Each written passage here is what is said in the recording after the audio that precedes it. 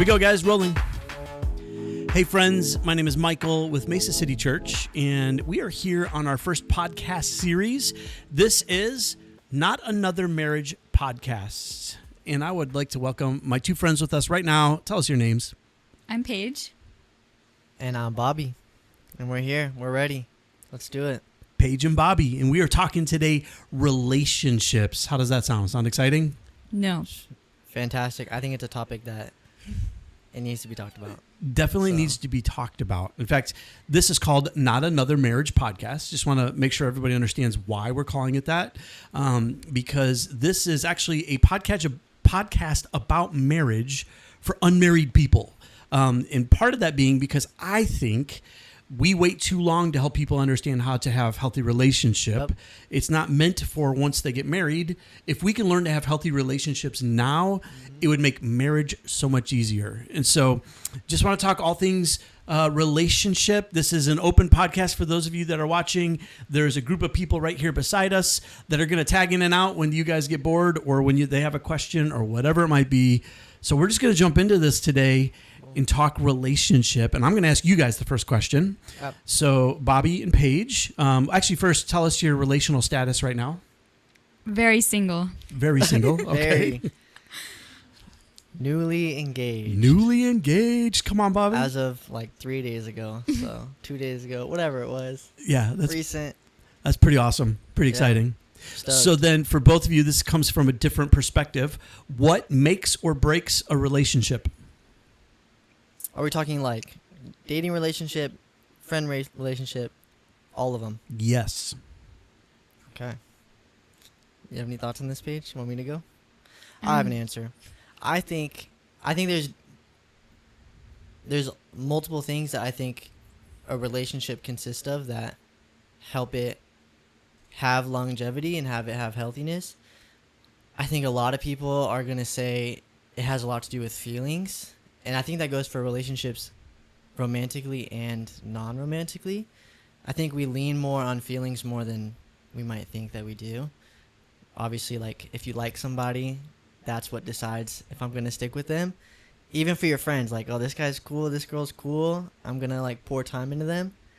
A lot of it's feelings-based. I think what actually helps a friendship or a relationship with family members or a romantic relationship have longevity and healthiness is character and is just a commitment.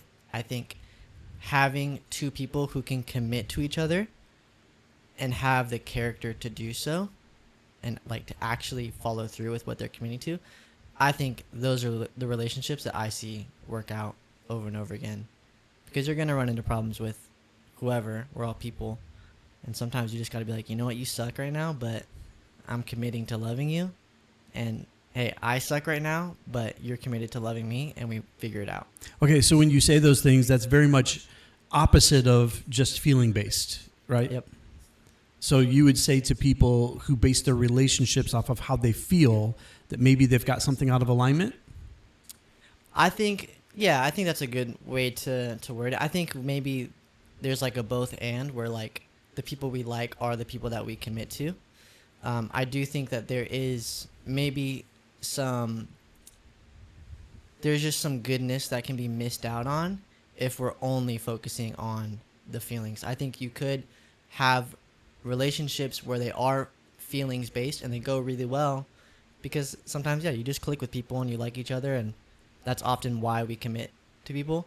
But I think that there's maybe some great relationships that we're missing out on because maybe it started off a little rocky, or I didn't like one or two things, and so I'm missing out on what could be from just deciding to be like, you know what, you're a person and you're worth committing to regardless of X, Y, and Z. Oh, that's good. I like that. So being someone who's engaged, you found someone that you would say, this person's worth committing to. Because, let me just ask you this before we jump to Paige.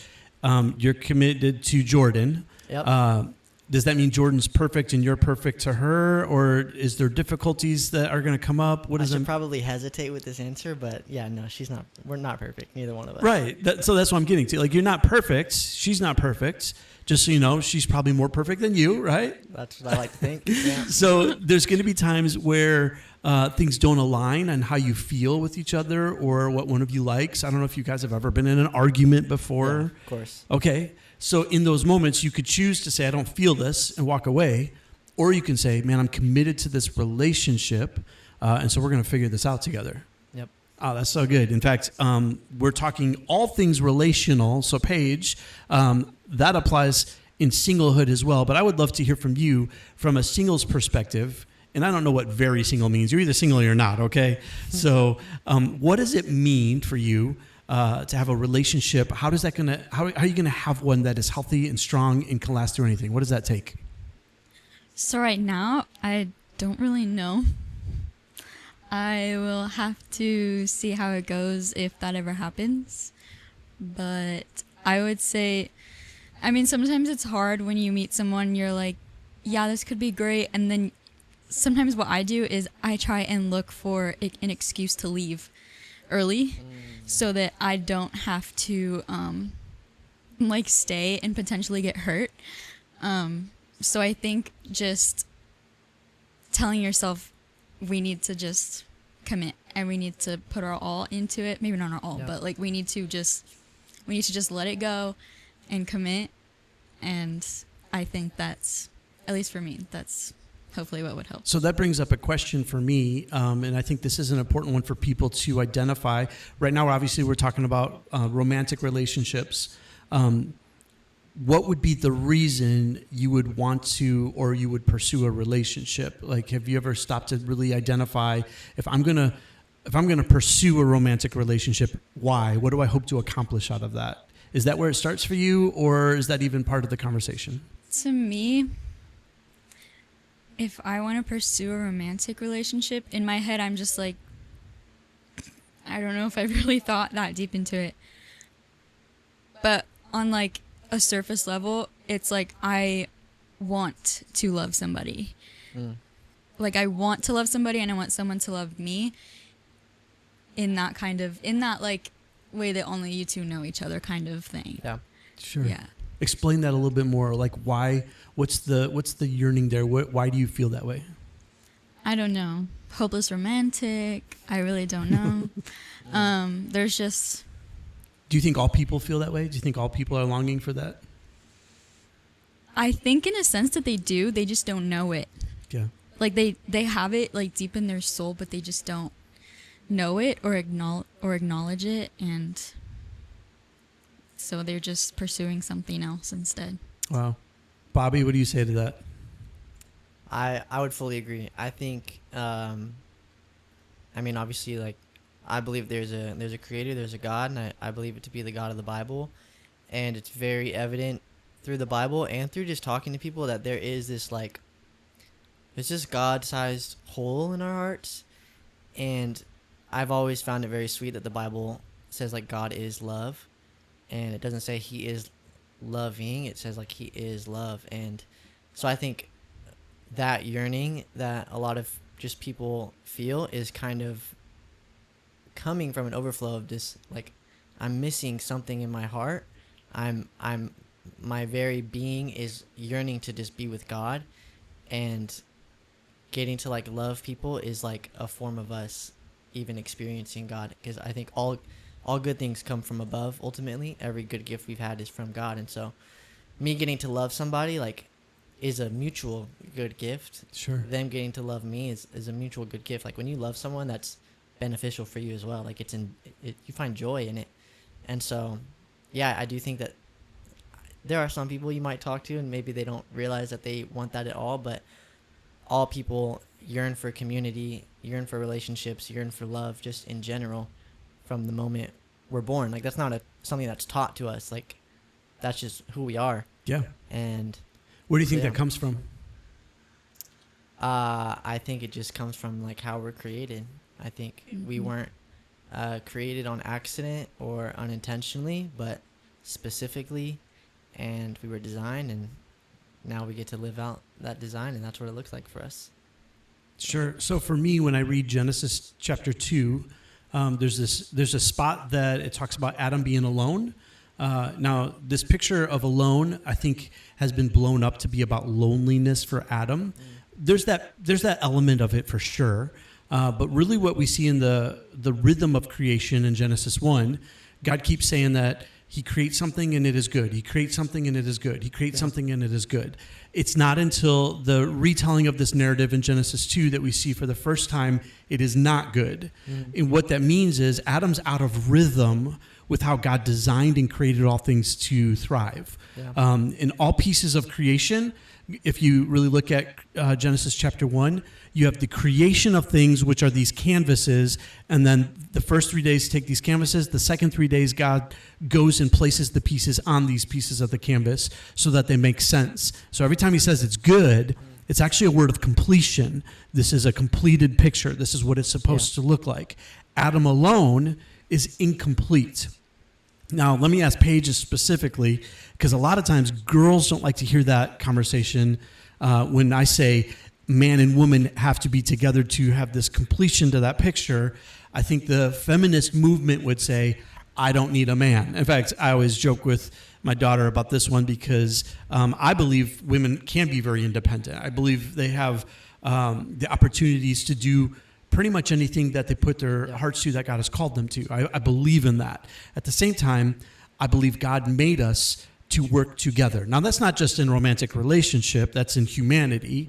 But I do think in romantic relationship, we see the full fruit of what that looks like as God brings man and woman together.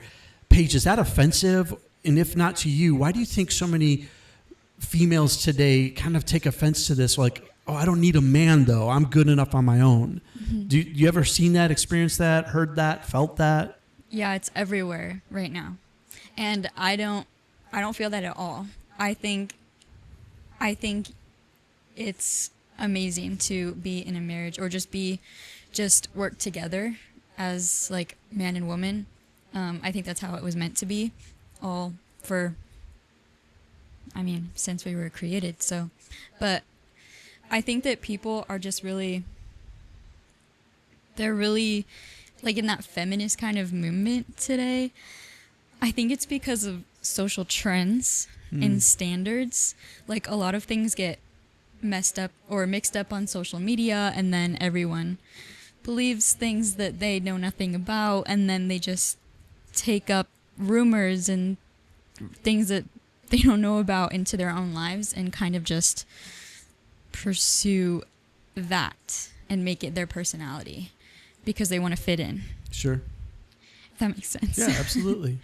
By the way, if at any point somebody wants to jump in or say something, ask a question, switch out, there's room for that. So feel free to step up to the plate whenever you're ready. So we'll keep down this road then, because I think it's important for us to understand God intentionally designed male and female different because we were meant to work together. Yep. Now, inside of that, we also have to understand male and female were created differently. And so that's going to bring about some nuances to how we view things, how we talk about things, how we do things. What do you think is the biggest conflict or problem inside of relationship between male and female that causes there to be friction or there causes there to be problems? If you were to pinpoint one thing, what do you think it would be? I think it's pretty broad, but I think the biggest thing that would cause problems in that category is just going to be communication.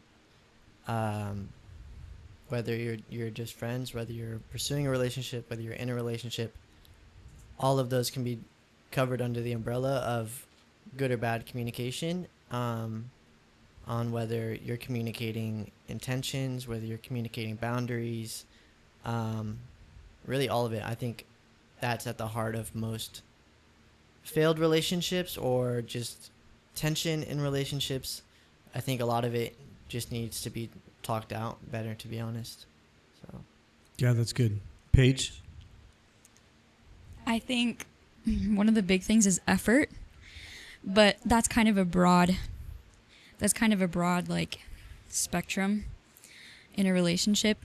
I think it's like you just stop pursuing that person altogether. Like you get bored People get bored a lot and then they go and cheat, or they do this, or they just like stop communicating and pull away from their partner, and their partner's like, what's going on? It's because they're just like, there's no communication, there's no effort. So yeah, it's like communication alongside that, I think. Yeah, and you know what? You guys have hit the nail on the head. In any relationship, the number one make or break is going to be communication. And the hard thing inside of that, all of us communicate differently. All of us process differently. I personally am a verbal processor.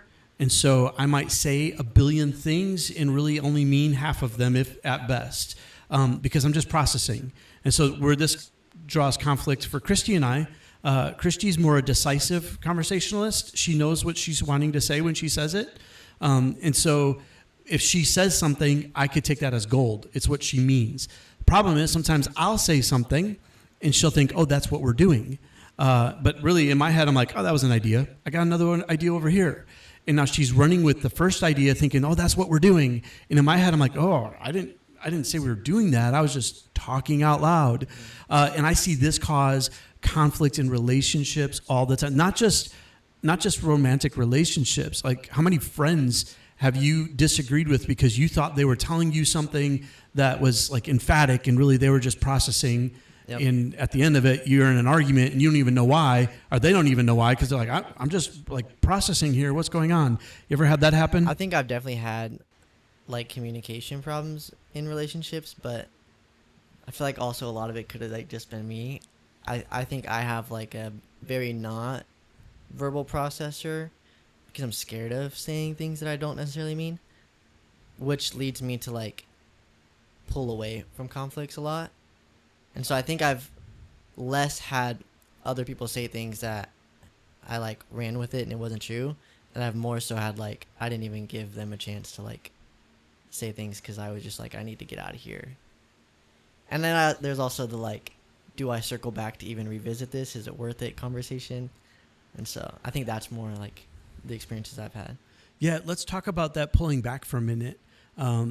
Because here's one of the biggest dangers for people who internalize or pull back from something. Inside of a relationship, and I'm not just calling you out, Bobby, please hear me when I'm saying this. Yep. Inside of relationship, there's no such thing as compromise. People like to talk about compromise all the time. And I tell people when I do premarital, compromise is a bad word. There's no such thing. It's work it out together till you come to a resolution. Compromise means somebody's left holding baggage they don't want to carry. And the more somebody compromises, the heavier that baggage gets, until one day that becomes such a heavy weight that something small happens that adds to that weight and it breaks them. And now the other person's left saying, but I only... And they're thinking they did something small or said something small, not realizing, oh, you've been compromising. You've been holding this extra weight this whole time. And now this little piece that I just did added to it and broke this moment. And they're confused and lost, saying, what's going on? And then you might say something like, yeah, but you always... And in their head, like, wait, we've never talked about this. What are you talking about? And so I would just encourage people in any relationship, honesty, the ability to express how you're feeling and what's going on is so key to building healthy relationships. And I think outside of marriage, inside of even just friendships, or inside of pursuing somebody, if that's the other side of the coin, honesty and communication is the number one most important thing as early as you can. Learning how to be honest with somebody and learning how to express how you feel and why you feel that way. Does that make sense? Yeah, I think I have a follow-up question to that. Yeah. Because I think that's something that I've learned, like being in the relationship that I'm in now and making it the farthest that I've ever been in like a relationship. And obviously like I'm older now and I've learned from past relationships and past mistakes and past just all of that. And I've learned like, okay, like I can't just let problems be problems and step away because it's good for me, because it's not good for the relationship. And kind of struggling with that battle of like, okay, like this is a relationship that is worth me like kind of denying myself in a sense to be honest and to talk about things no matter how small they are, because sometimes it's easy to be like, oh, it's no biggie, I'll just not mention it to them. But then like you said, sometimes it can build up after a while. And so for me, like, that's what I've been navigating as I've been in this relationship, where it's like I don't want things to build up on either side, and I've communicated to her, like, hey, no matter how small it is, like, communicate it to me, because I don't want to be stepping on your toes, and I have promised to do the same. And so, yeah, there's that conversation of honesty, and you realize, like, wow, being honest is, like, hard sometimes, and It's scary. it's scary, and praise God, like, I've been able to do it as the best I can. But my question for you, like, being someone who's married and has been married for a while, like, what would be your advice to people who are currently trying to overcome that hard battle, or maybe haven't even started that journey of being an honest person in those types of conversations, or encouragement for those who are making it through that to continue? Like, what would be your advice on just, like, doing the hard thing and being honest? Yeah, I think practice makes perfect. And there's a reason why that saying is so, like, familiar to us. You look at any sport, you look at any habit, you look at any practice you do, the more you practice it, the better you get at it. So the problem with conflict, we only practice it when we're in the middle of it. So here's a problem. Now we have to learn how to deal with it. I think an honesty conversation, in the small, easy, non-conflict ways, learn to be honest. And so let me give you a good example. Where do you want to eat today? Oh, I don't know. Where do you want to eat? Really, you have an idea in your head. How do you know? Because the moment the other person says something like, well, why didn't you say where you wanted to eat instead of waiting for them to say where they want to eat? We're just not good at being honest with little things. And so if we're not good at being honest with the little things, how are we ever going to be honest in the hard things? And so I would say practice honesty as often as you can. And there's fun ways to do it. I think you practice walking and talking together and saying, okay, tell me, what's your biggest fear? Why does that make you afraid? What would you expect if you were in that moment? What would you expect for somebody to do that's with you? Like, when you start talking about these real issues, when you're not in the middle of them, it teaches you to practice how to be real for the person and to let them be real in how they feel, and vice versa. And so I would say, as often as you can, practice those things now, so that when the hard times come, it's just second nature. You just know, hey, this is somebody I can be honest and real with no matter how I'm feeling, and it just comes out. Does that make sense? Yeah, that actually makes sense. Yeah, good. I think I saw Amar. Did you want to step in, Amar? He does. All right, he's going to tag out. Thank you, Bobby, for being with us. As he comes on over, Paige, what are you thinking? Any thoughts so far about this conversation? Anything you want to share? I think all of it. I think all of it is valid. I mean, it makes sense. Yeah, good. I mean, Okay. Not putting you on the spot. Don't worry. Yeah. Thanks, Bobby. What happened? Girls, when you're ready. You gonna be ready in a second? You want to jump in now? You can jump in now. Okay, jump in now since we're trading people out. All right, so we're back, and we got two new guests with us right now. So Bobby and Paige both tapped out. Tell us your name. My name's Giselle. And my name is Amar. So glad you guys are joining us right now, and I you. think you both have a question. So Amar, you had a question first. I just wanted to circle back onto like practicing honesty, right? Yeah. And being honest with like the people around you. I want to touch upon not only I know we were talking about romantical relationships before this, but I want to touch upon like just relationships in general, like family relationships, and or just any kind of relationship, because I have personal experience with not being honest with people, and what it leads to, and how it can hurt not only people but yourself as well, and Sure. I think about even Proverbs 18, right, talking about like isolation, right? Whoever isolates themselves, right, is a fool, right? Yeah. And so even from personal experience, right, with even things I've battled with myself and trials, and not being honest with people and not bringing things to the light, it definitely hurt. It hurt not only me but people around me because of how I acted, how I treated people. And so I definitely encourage people to be honest, with people. Yeah. And not just honest with people but with yourself. Well, let me ask you, Amar, why do you think people have such a hard time being honest with one another? Yeah. With people being honest, I think it takes courage, It takes being vulnerable. It takes not caring what people think about you. And there's always going to be that fear of judgment. Sure. Always going to be that fear of people thinking less of you, and and belittling you, and that's something I even myself struggled with, and the sense of pride of not wanting to let people in to help, because of growing up in like a Hispanic household, right? Like, you are taught to be the man of the house. You are taught to lead your family, right? And how can a man lead their family if they're being emotional?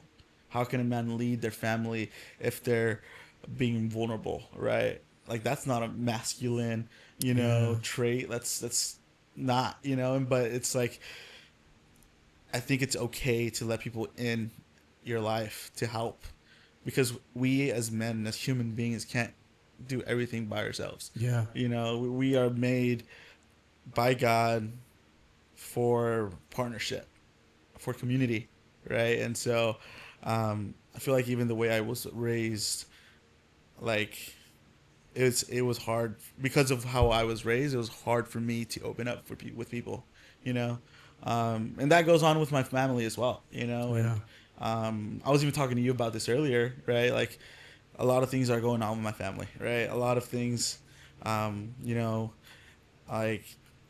generational strongholds are going on, and praise the Lord that He saved me out of that, and He's starting that recycling cycle with me, but I see the effect that it's taken on people in my family, right? Like my brother, right? He's going through hardships. He's going through different situations in his own life, which I'm not going to share. It's his own personal situations, but just a little something is that he actually came to me earlier today or yesterday and asked for help, and that's something me and Michael actually prayed, just to like be an example to him as his brother, right? Not just of the world, not being an example of the world, but being an example of what it means to live as a Christian in this world, right?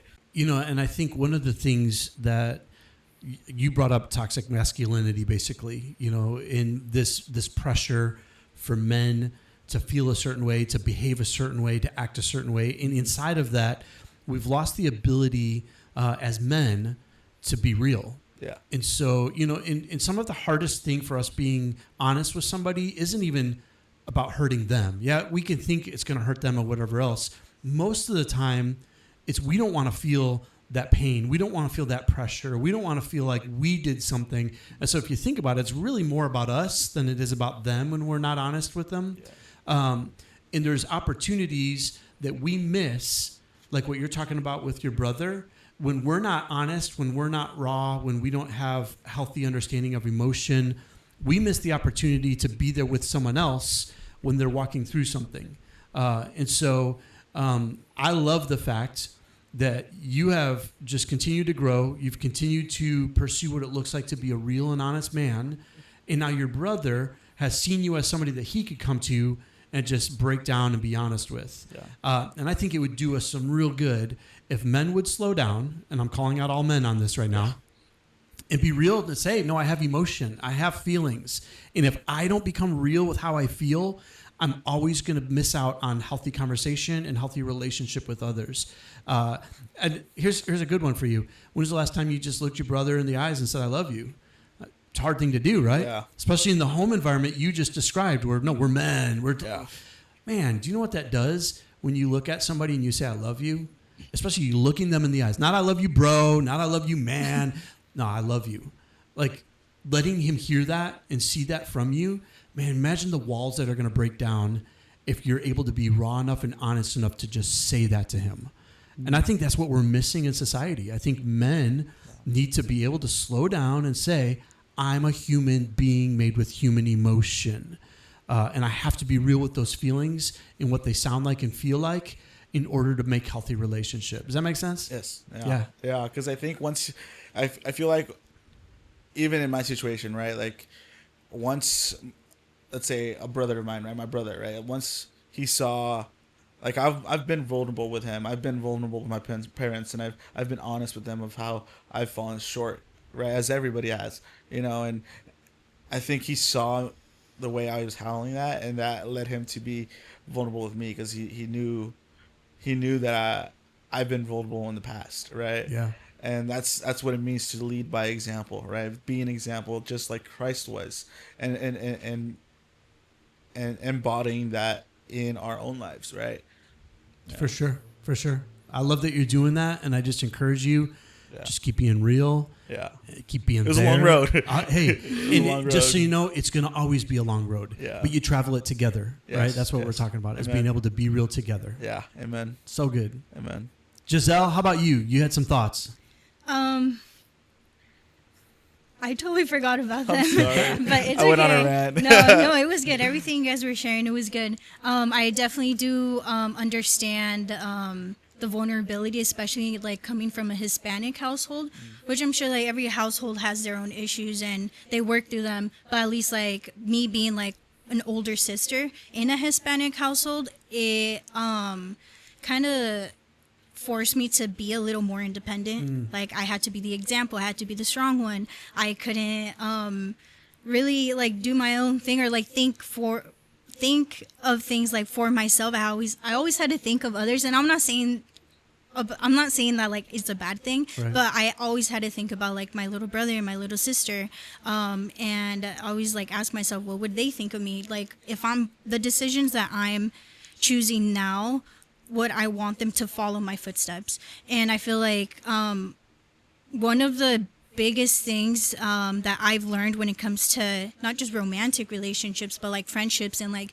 relationships within family is it takes one to be vulnerable first so that other people can be vulnerable. And I feel like once you break that, once you learn how to be honest within yourself before God, I feel like being open and honest to others, it comes easier, and I feel like it builds stronger relationships and friendships, and I also like just see it as a chain reaction. Like it starts like you being honest with your brother, and it's also generational too. Like you guys are already breaking something that's gonna pass on to your kids and your kids' kids because they learned something from you as a future father or Which a is future something else grandfather. we talked about, right? Like Yeah. you're doing things now that weren't modeled for you, and you're doing that for the next generation to come too. And I think that's Yeah. a beautiful thing, right? Yeah. That's so good. Thank you, Giselle, for sharing all course. that. Let me ask you, so what are some things you have done to be more vulnerable and be able to break down some of those barriers with your siblings, your family?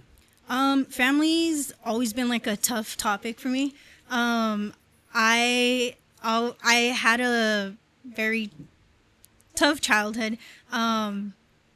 I feel like growing up, I never really had a voice. Like I couldn't say anything. I couldn't really like share my opinion. And even if I did, like they'll just like shut me down. And so going into like my adulthood, right after high school, I had to learn how to survive in the world, especially during COVID. Like everything shut down. And I feel like that was like the most critical part in my life with the Lord, because I had to really slow down and be honest with myself. Like all of these feelings that I'm feeling, hate, anger, resentment, bitterness, it came from obviously like my childhood and trauma. And so a lot of the things, it was like I had to hold up a mirror in my face and really confront myself, even though I didn't like it. But I knew that at the end of it, if I worked things out with the Lord, it was going to be good. Like Wow. you said earlier, like whatever he places his hands on, like it's going to be good. He created the earth and the sky, and he said it was good. And so I'm like, okay, like anything that I'm going to do or like work with the Lord, like I know and I trust that it's in his hands.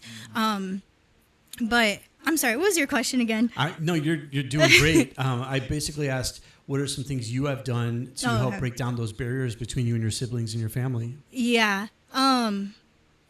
One practical thing that I started doing was journaling.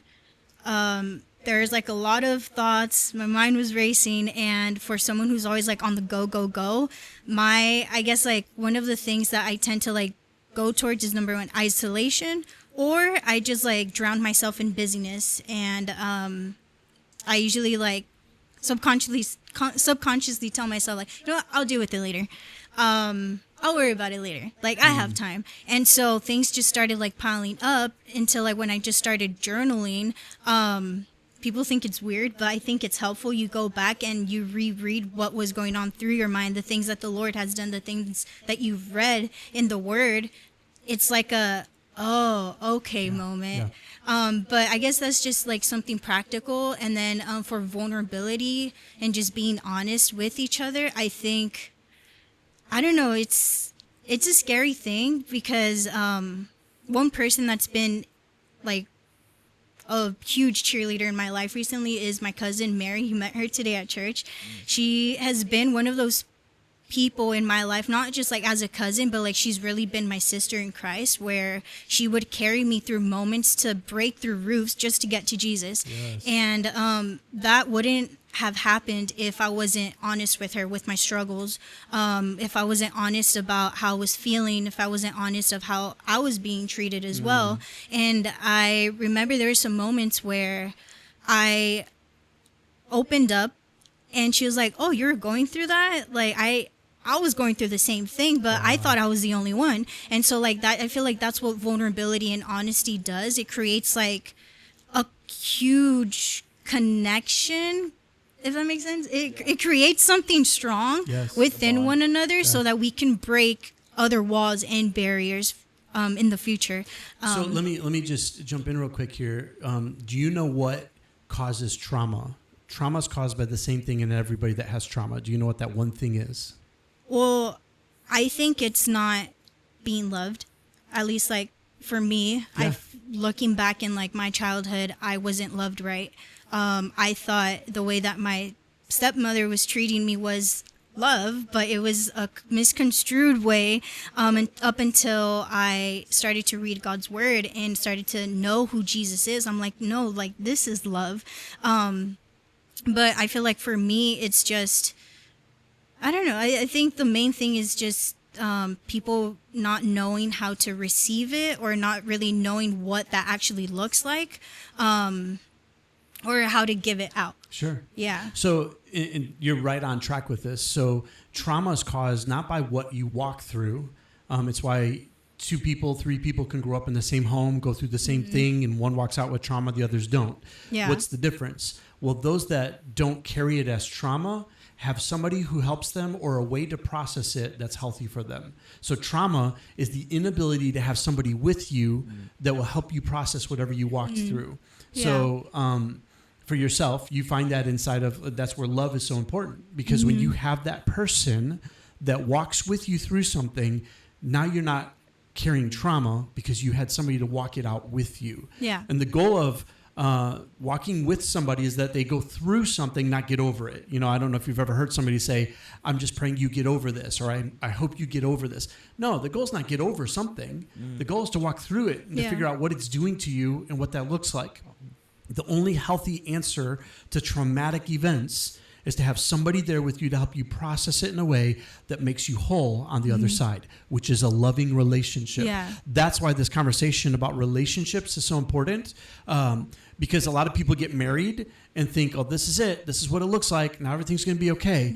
No. If you haven't figured out how to walk through traumatic events with somebody in a loving relationship, you're not going to be able to do that in marriage either. Marriage just doesn't answer that. It just puts you in the same room with somebody. Then now you got to figure out the dynamics of how are we processing this together? Yeah. So that's not the answer.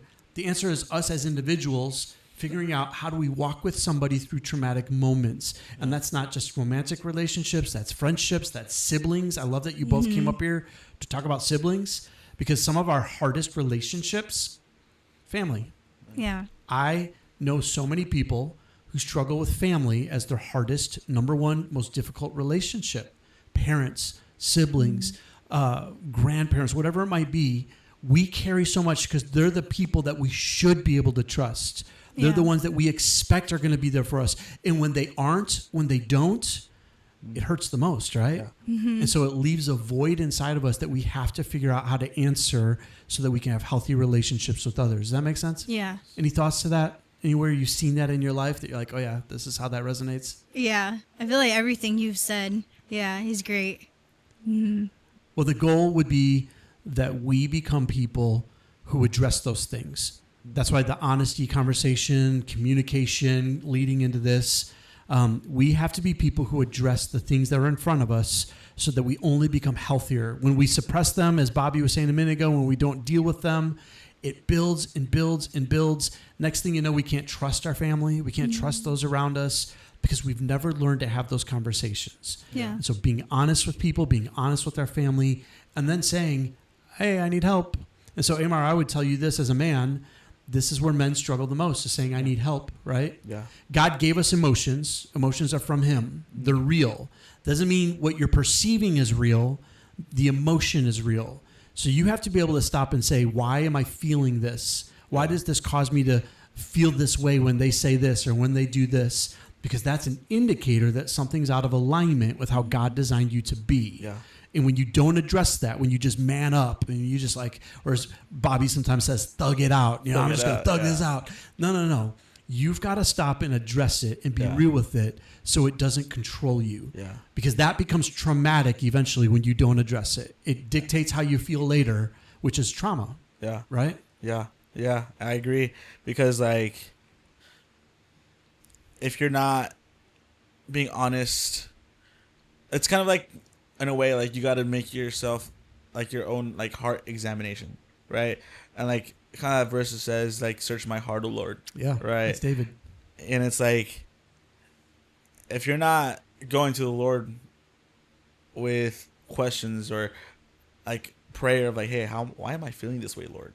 Right? Like, go to him, right? Because he has the answers to not only your daily life, but he has the answers to eternal life. Yes. Yeah. Right? And when we're going to the one with the answers for eternal life, he's going to give us a good life. Yeah. Right? And he's going to give us a life more abundantly as we learn today. Right? Living a full life. All right. Because we're going to him first. Right? And he will make, like, as long as our relationship with the Lord, like us and up the Lord, like our relationship between each other is going to be even better, right? Amen. As long as we have a great relationship with the Lord and he's the center of it all between our lives, like our relationships between each other and community and church and friendships and romantic friendships, if you have a wife, if you have a husband or whatever, like it's going to be a good thing because the Lord is the center of it all. That's so good. That's so good. Yeah. You know, and we'll transition in a second here. But Jesus reiterates in Mark 12, the most important command: love the Lord your God with all of your heart, with all of your soul, with all of your mind, and with all of your strength. The Hebrew understanding is that the body is whole. It's meant to be whole. Mm-hmm. So a lot of the conversations that happen today around identity and other things we're not talking about right now come from a misinterpretation of what it means to be a whole person. There was no room for me to feel one thing, think one thing, and act one. It didn't work that way in the Hebrew context. There wasn't a way for you to separate mind, soul, body, strength. Those were one piece of who you are. Mm-hmm. And so the call is that we become whole people. Well, the only way that happens is when we address how we're feeling. We cannot be a whole person, which means we cannot love God with our soul if we can't understand how we're feeling and be able to be real with that. And so I think it's important that we do this work because it builds relationships. Yeah. It answers past traumatic events that we've walked through that maybe we still need healing over. Mm-hmm. I think it's important for us to be real with those things and to find ways to process them all throughout your life. Because here's what I will tell you, having walked through things of my own growing up, I was 40 when I finally processed what actually happened to me when I was half that age. And I realized it was affecting the way I parented. It was affecting the way I husbanded my wife. It was affecting the way I led at a church. And if you don't find ways to process those things and work through them now by addressing them and walking through them, they will dictate how you act later. Mm-hmm. And you want to have control of that instead of letting that be traumatic, which means it's controlling how you perceive those things. Yeah. So I would encourage you guys, keep doing that work. If you ever have questions, you ever want to sit down and talk, love talking through those things. Please let me know, okay? Yeah. Thank you. Awesome. Thank you. Hey, we're going to transition one more time here. Let's see. Aaliyah, you want to come up? Nope. You guys ready? Yeah. Run it back. That was good. Thank you, guys. Yeah. You guys are great. Tim, did you want to jump in at all? Hey, what's up, you guys? My name is Anthony. Welcome to the last segment of Not Just Another Marriage Podcast. Not another marriage podcast. Not another marriage podcast. We are actually going to be, or I'm going to be asking questions to Michael and Kristi. Let's go. So, how's it going, everyone? Good. Good?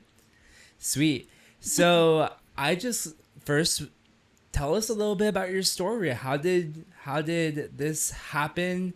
I mean, I know, but the audience doesn't know. So just go ahead and give us a little bit of background. What happen? Our relationship? Sure, yeah. Oh, She saw me and couldn't leave me alone. She came running after Man. me. you run away from him. No, it's kidding. You didn't really run away.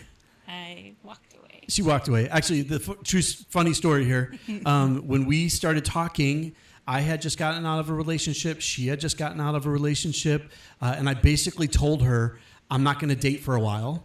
And then silly me decides to drive her home from, we worked at the same place. And I decided to drive her home and ask her like, hey, you want to go on a date with me? And she literally looked me in the eyes and said, I thought you said you weren't going to date for a while. Got out of my car, closed the door and walked away. And I was like, is that a yes? Is that a no? I mean, where are we at right now? I didn't even know. So yeah, that's how it all started. Right. Kristi, what's your side of the story?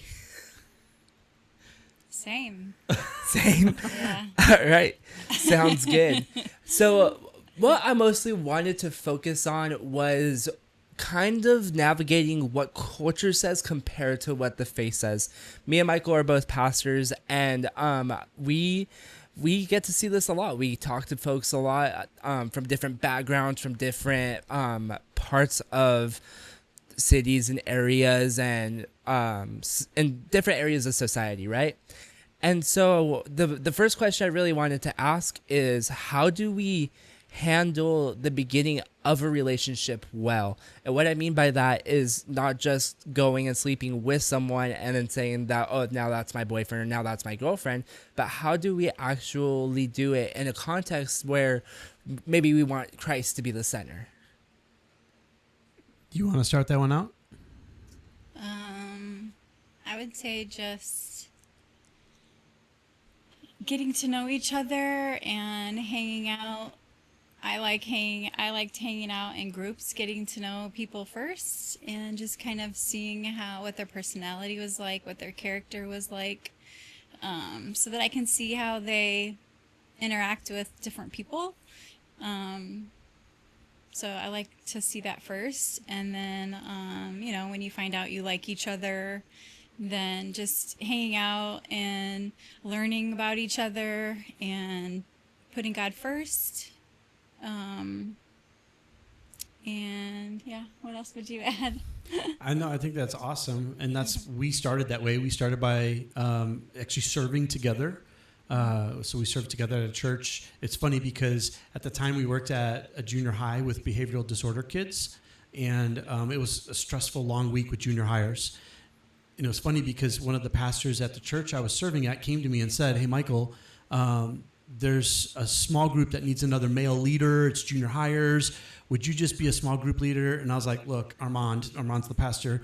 I was like, man, I work with junior hires all week long. I am not trying to be a small group leader right now. And he's like, because Kristi Wentz, her small group leader, our co-leader, left, and she needs a male to come help with the group. And I was like, yes, Lord. Okay, yeah, God was speaking to me just now, and I feel like I'm supposed to go help that group. But in all reality, it was a chance for us to serve together and to just be together doing something that was making a difference for young people and for God's kingdom. And I think that's important if we want to build healthy relationships. Start by doing things together outside of just relationship, like serve together, go be in groups together, talk amongst other people, so that you're learning and growing together before you say, oh, let's start a relationship. I think a relationship starts so easily in culture without knowing anything about a person. Like, I know their Instagram, I know their TikTok. I don't know anything about them though. And you're starting a relationship with somebody that could be the exact opposite of what you're really looking for, but you've not taken the time to get to know them. Why do that in the relationship already? Do that before you get to the relationship so that you know if you even want to enter into a commitment. Right. But we don't do it that way in society. We do it the other way around, and we figure it out as we go. And that just causes heartbreak and pain and frustration. So get to know somebody before you jump into a relationship.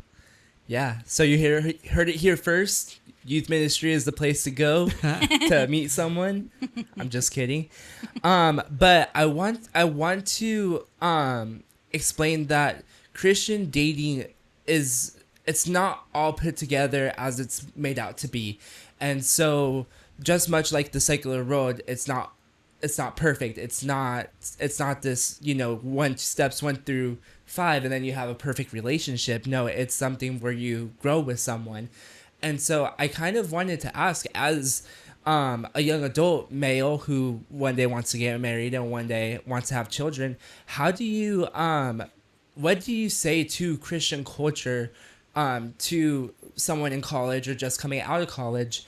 What advice would you offer to them? Because I come from a Christian college, and quite frankly, it could sometimes be toxic or sometimes be pressured onto someone who is going into ministry that you have to be married by 23. So what advice would you guys give? Sure. And I think one of the practices that Kristi and I early on said for our daughters, especially because they were older than our son is only 15, about to be 16. We told them, because they would ask, when can we date? At what age? And real early on, we said, hey, we're not going to tell you that age. You're going to tell us what it means to date and why you would date, and then you'll know you're ready. And so we made them do the work of, why would I even date someone? And I would tell Christians, especially, slow down. Why do you want to date someone? What are you hoping to accomplish by it? Because that'll tell you if it's in alignment with your values. It'll tell you if it's a healthy thing or what's your trajectory, where you headed in that relationship. But most people don't even stop to say, why would I date? What am I hoping to accomplish out of this? And I think that's a pivotal starting point. That's just the starting. Why? Why would you want to date? And so we had our girls tell us why they would before we ever said, yeah, go for it. Anything you want to add to that, Kristi? I mean, because there was more steps after that, or like... Yeah, just telling them to take their time and not rush things, and just getting to know each other and just having fun with each other. We told them to do, not to be so serious. And which is, don't you think that's kind of hard in Christian relationships? I feel like there's this pressure to, oh, this is the one, you're going to marry them. Yeah, that's a lot of pressure. So we see all these young people being really serious all the time. Yeah. So yeah, just having fun, being together and learning about each other first before you be so serious. Yeah. Yeah, you brought up the idea of the one, and I think that's such a powerful idea, because I was talking with this about Kristi, actually. There's this idea that we have a soulmate, but I firmly believe that the Bible teaches us that the person we marry becomes our soulmate. We don't have a soulmate that's kind of pre-planned or predestined, if you will. But the person that we end up marrying is the person that becomes our soulmate. So I wanted to ask, what maybe you could add some theology, maybe you could add some practicals in that, because from the sounds of it, it didn't sound like you were at the get-go like, I'm going to marry this man. It sounded more like, let's take things slow. Let's kind of build up that friendship, build up to know one another. So I'd love to hear both sides. So we were at a park one day. This was somewhat early in the relationship, yet we were getting serious. And I was a prison guard, and so I had a really bad temper. I mean, it's really hard to be calm and collect when you got some 350-pound dude cussing you out up in your face. You can't be, Jesus loves you, go back in your cell. It doesn't work that way. So I learned these really bad habits really fast. I'd get up in their face, talk about their mama, say all sorts of mean things. You just be aggressive, right? And so I came out of that months before meeting Kristi. And so now I'm in this relationship where I still have these habits of having bad temper and getting really angry at times. And so we're walking at a park, and I don't even know what it was, something simple that we disagreed on. Yeah. And I got like, frustrated. And I turn, and there's this tree with all this fresh mulch underneath it, and I kick the mulch, not realizing how fresh it is, that it's dry and it's just puffy, and it flies up in the air in this big puff of cloud. And I turn around, and what were you doing? Walking away. She straight up walked away from me all the way across the field, got in her car, left me at the park. And she was only a couple miles away. I was closer, but she went all the way home. So I was just around some tempers growing up, so I think I was done with that, and I didn't want that anymore. So when he kicked that, it just like, I don't know, just kind of set me off. Like, oh, I don't want that for the rest of my life. So I just basically was like, yeah, I'm not going to do that anymore. So sorry. So I just walked away, which I don't know if I should have walked away. No, you should have, because I was definitely not being the person that you were wanting as part of your future, right? And so I walked 2 miles to her house, 2.5 miles to her house, and I grabbed little pebbles and I threw them up at her window to get her attention because I could see the light was on in her room. I know that sounds cheesy, With right? the 90s stereo. No. Yeah, no, basically. It wasn't like that, but at the same time, I did throw the pebbles, and she opens the blinds and looks at me, and it was funny because it was kind of that, what do you want? Like, look. I'm like, come down here, come down here. And so she comes all the way downstairs, and she straight up tells me what she just said. Look, I don't want this for my future. This is things that I had with people in my past, and I don't want that for my future. You got to decide who you're going to be. In that moment, it wasn't you're the person for me or you're not the person for me, because I don't think that's theologically what God does. Here's why. Because if God only has one person for me, then everything in mine and in their relationship with God has to be in perfect obedience for that to work out. So the thought that God only has one person means that I'm going to respond properly all the time and be perfectly in God's will at all times in order for her to ever meet the one person that's perfectly in God's will for her. And this was a perfect example of how there was this decision moment where I could have chosen to say, you're crazy. You left me at the park. I don't need to change anything. I'm perfect. Which is my typical behavior anyway, most of the time, right? She doesn't want to answer that. But I do struggle with thinking I'm always right. And if I had not responded in a way that said, this is a pivotal moment, she said, do you want me to drive you home? After she said this to me, so here you go. Do you want me to drive you home now? And I said, no, I need to walk. And I walked 3 miles home in the dark, praying, saying, God, will you change me? Because I want to be the person that she wants me to be. And so to me, that answers that question of there isn't one perfect person out there for you. There's people, and you have to decide what type of person is God calling you to align with. And then you have to look for that type of person. The problem is we compromise this, and this because this one thing. They look a certain way. They have this type of money. They talk this type of way. They have that type of popularity. And we compromise all the things that we value because of this one thing that we're actually drawn to. And if we slow down enough to say, yeah, but what is God calling me to? What type of man do I want to become? Which means what type of woman do I need beside me to become that man? And what type of man do I need to be to help her become the type of woman she's supposed to be? That's what God wants. He wants to draw those people together. Yeah. And so it's not this one perfect person that is just waiting for you to be, oh, you're my one. It doesn't work that way. God says, here's humanity. Figure out how to chase after me. And as you chase after me, I'm going to make you into the person you're supposed to be for the person that's looking for that type of person as well. And he brings us together. And so because of Kristi and because of her honesty, we were just talking about that, because of her willingness to say, here's who I am, and I'm not compromising that, so you figure out how you're supposed to be, I was able to say, God, change me. And it was worth saying, God, change me, because the end result was that I would be the man that she's willing to be with and she's able to have. Yeah. Now, I think some people get confused and scared of that, like, oh, so you changed for her? No. The Holy Spirit prompted her to tell me the man I was supposed to be. God didn't want me to be an anger-filled, temper, tantrum, whatever I was at the moment. She helped me become the man I was supposed to be, which is what a relationship's supposed to do. You help each other become who God designed you to be. I know I just rambled all that, but all that to say, it's not about this is the perfect person for me. It's about how do we become who God designed us to be so that we help each other become who we're supposed to be together. No, I think that's so good because humanity has been dealing with relationships since Genesis 2. And so when we see the fall happen, I think that our emotions are a direct reflection of the fall. And so we take emotions out of their context, like anger. Anger is actually a good emotion when used right and its proper context. But I also want to touch on that. You guys talked about commitment right now. You guys talked about going through hard times like we did in the second segment, where you're in a situation where you may be having a family member or friends or maybe going through hardships.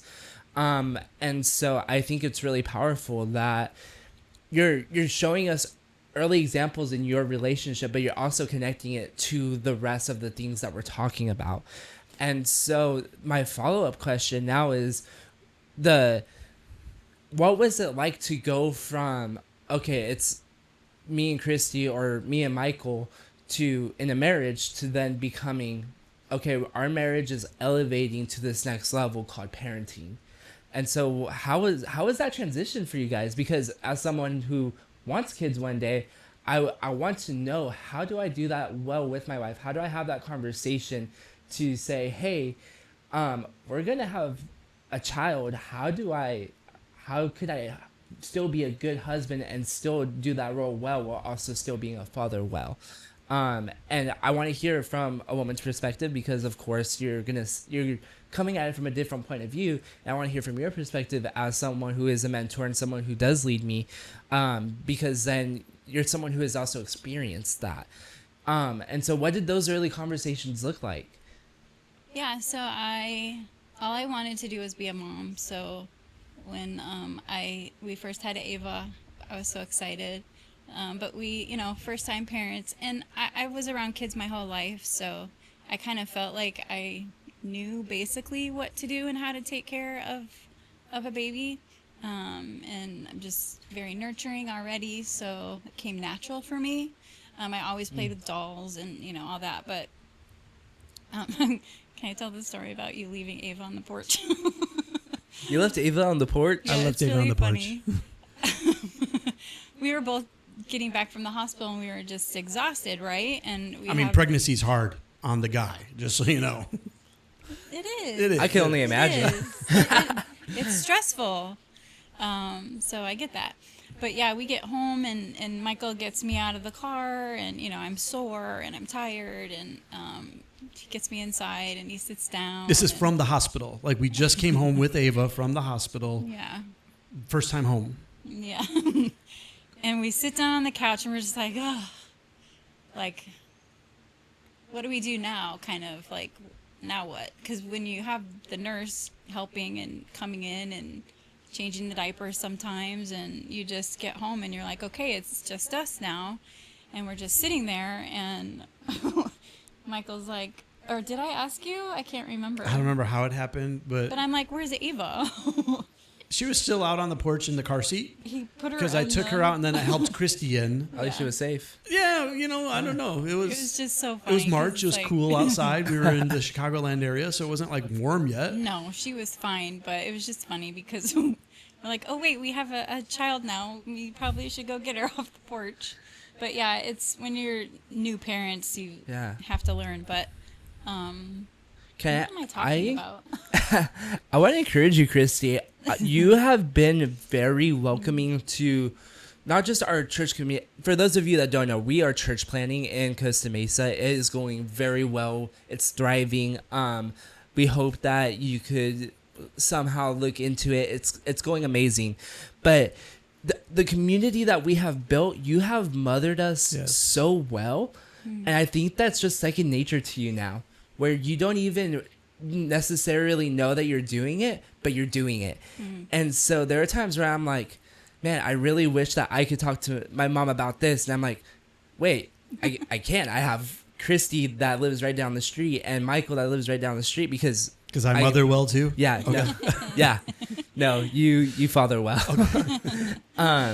But there are certain things that you could go up to someone and you're like, I know that they'll take care of me, and everyone that I know that has come into contact with you has said that, has said, I could trust Kristi, I could go to her and I know that I'll feel safe. I know that I could probably get a meal. I know that I can just Be real. be real. Yeah. And so there is a gift that God has given you to, I don't even know if mothership is a word, but you are the mothership. And it's been really, really cool to She's see. the mothership. Yeah. That's what I was thinking. Like, I love that. I'm thinking like Battleship now or Pacific Rim, and it's just like, You know what's funny about that, Thank though, you. Anthony, and I affirm what you're saying as well. We prayed about this when we were coming out here, and I told her, remember what I said about even one day we want to have a coffee shop with an art gallery and this space that people could come together. And part of that, she's going to run because I told her we're going to hire people who will never walk into a church, who will never come around Christians, and she's going to get to be their second mother because that's her gifting. That's her compassionate, like God has gifted her that way. And I love that. And I think what I learned from her inside of this whole conversation, she has always seen our kids as just unique individuals that have a very God-given purpose over their life, and she sees them for who they are. And so the thing I've watched Kristi and I've learned her the most, the thing I've watched and learned from her the most is her ability to see Ava, Aaliyah, and Gavin for who they are and not for just our children. And when we talk about relationship, I think the thing that would do us all some good is to slow down and look at people and understand their stories, to identify them for who they're supposed to be and who they are right now, and to realize and recognize God's calling on their life for them as an individual, and then to champion them. That's one of the things we did for our kids that I think was successful. And we're going to talk a parenting podcast coming up soon because we want to talk parenting specific things. But one of the things I will say, we always said we're their champions. A champion is someone that's on your side, in your corner. A champion is someone that promotes you. The champion is someone that says, hey, you said you want to go here. Come on, get back on track. And that's kind of, if we could just be that for one another, if we could learn to look at people and say, Anthony, I see what God's called on your life. I see the best. Like right now, Anthony, there's things happening in the next couple of weeks that I'm like, man, that really stinks. You're moving to Texas. You're pursuing something that God's placed on your life. And the other day I was sitting there praying about it, and God said, Michael, don't you trust me that I have what's best for Anthony? And I just started redirecting my prayers to say, no, I want best for Anthony too. I want to see what God's doing inside of you, and I want to see you feel really good about where God's called you and what that looks like. And if we could just do that for people, and we're starting relationships in a different light and in a different setting. Yeah. That's how it's supposed to be. Yeah. It's really cool to see the product of your guys' parenting. Like, for example, Gavin, he's 15, is hanging out with me and the boys, and he's one of us, and we loves hanging love out with you him. guys, by the way. Yeah. Great. I'm so glad. Shout out to Gavin. He's our producer. He's Come on, doing Gavin. all of the background stuff. But also to see Ava and have classes with Ava, and then Ava is just a genius in her own. She's a psychology major, and so she's genius in her own right. And then she's married to my friend Wes, and they're a power couple, and they're going to go change the world. And then Aaliyah and everything that she's doing, and coming alongside of you guys in ministry, to see all three of your kids do something different and be different people, but still love each other and the bond that they have together. That's what I think parenting does, and to model the church well, because that is a ministry. That's probably the most important ministry in your guys' lives, is to lead your family and to say, okay, we're not going to do what our parents did. We're not going to bring this into our house, but we're going to actually structure it the way that the Bible says and the way that we want our family to run. And so it's been really cool to see how you, on the first side, how you guys parent, and then two, how the product of that parenting goes. And so I kind of wanted to leave an open space. What do you guys have for the next generation, for Gen Z, Gen Alpha, whatever, Gen X, whatever the next big thing is? What would you guys like to leave for us in these last few moments? I would say think beyond yourselves. It took my generation and me specifically too long to realize it's not about me. And I think we're raising a egocentric generation like never before. You know, with the rise of social media, the rise of influencers, we have learned to build ourselves as a platform. And what we do when we do that is we miss the stories around us, and we miss the opportunity to see the world through a bigger lens, the way God designed it. I believe that God loves all people. He created all people uniquely different on purpose, and he created us to be able to work together. I think the church should be the most diverse place we've ever seen because of the stories that come along with that. And that only happens when we get outside of ourselves. And so I would tell this generation, go have coffee with somebody you disagree with. Go meet somebody who looks different than you. Go sit with somebody who has a completely different stance or political viewpoint than you do. Just learn from them. Be with them. Hear their stories so that when your stories combined with their stories come to the story of the cross, something beautiful happens. And so get outside of yourselves and just continue to meet people, build relationships.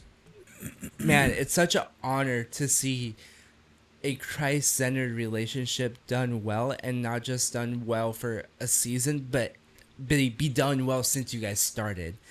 Of course, you guys didn't have perfect 10 relationship all around, but I think that what God has done in your lives and has blessed beyond your family to the church and to myself. And so thank you guys for everything that you do. That's awesome. Thank you, Anthony. Thank you, Anthony. You know, and what you just did was you actually introed our next segment, which is going to be all about parenting. And what it looks like actually to have personal values. So it's not just parenting for all of those that are young adults in the room or single or non-parents yet.